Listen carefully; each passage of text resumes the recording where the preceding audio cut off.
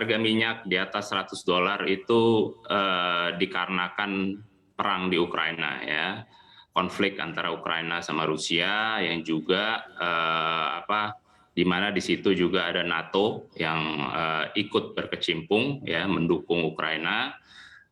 Dan kita tahu sendiri NATO di belakangnya ada Amerika, USA dan Rusia. USA dan Rusia itu adalah dua produsen terbesar dunia minyak dan gas ya. Jadi jelas sentimen di pasar bergejolak dan itulah yang menyebabkan kenaikan harga minyak, dan juga banyak sekali restriksi-restriksi yang diimplementasikan oleh negara-negara barat ya terhadap Rusia. Dan Rusia sendiri itu adalah produsen memproduksi 10% dari minyak global dunia. Jadi oleh karena itu ya jelas pasti harga naik sekali. Nah, dampak ke Indonesia seperti apa? Kalau dilihat memang ini adalah potensi besar untuk perusahaan-perusahaan minyak mendongkrak produksinya. Tapi tidak semudah itu. Satu, kenapa? Karena kenaikan harga minyak ini itu merupakan suatu hal yang sementara. Kita dengar sendiri kemungkinan ya, kita berharap dalam waktu dekat ada kesepakatan antara Ukraina dan Rusia yang mengakhiri perang. Nah, itu kemungkinan akan menurunkan harga minyak ya.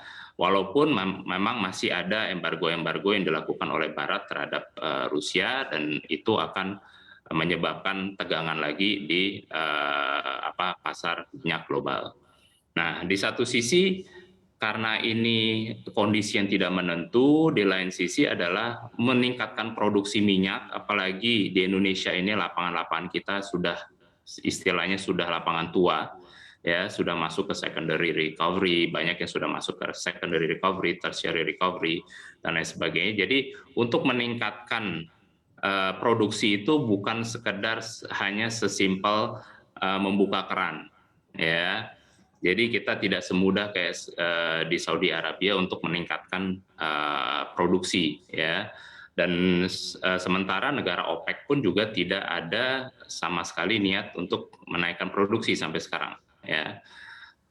Nah, hal seperti itu juga bukan berarti Indonesia semata-mata akan bangkit lagi dan bisa mengangkat produksinya jauh di atas 750 BOPD, 750.000 BOPD ya.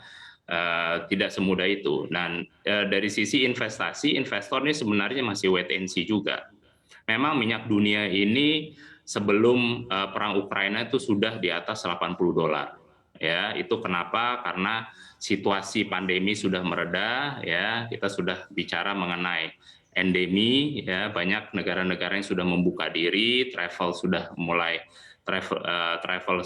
mulai meningkat kembali. Itu memang normal di mana demand meningkat ya, dan sentimen pasar positif dan harga meningkat. Dan lonjakan harga di atas $100 itu karena memang perang Ukraina. Nah, jadi investor-investor itu juga masih wait and see. Kenapa? Karena situasi ini masih tidak menentu. Ya, di satu sisi memang harga bagus, ya, di lain sisi harga ini juga masih naik turun. Ya, kita sempat beberapa minggu yang lalu tuh sempat hit $130, tapi turun lagi ke 101. Sekarang udah naik lagi ke 110. Ya, sedangkan proyek-proyek migas ini adalah proyek-proyek jangka panjang. Ya, yang tahunan. Sedangkan harga masih fluktuatif, dan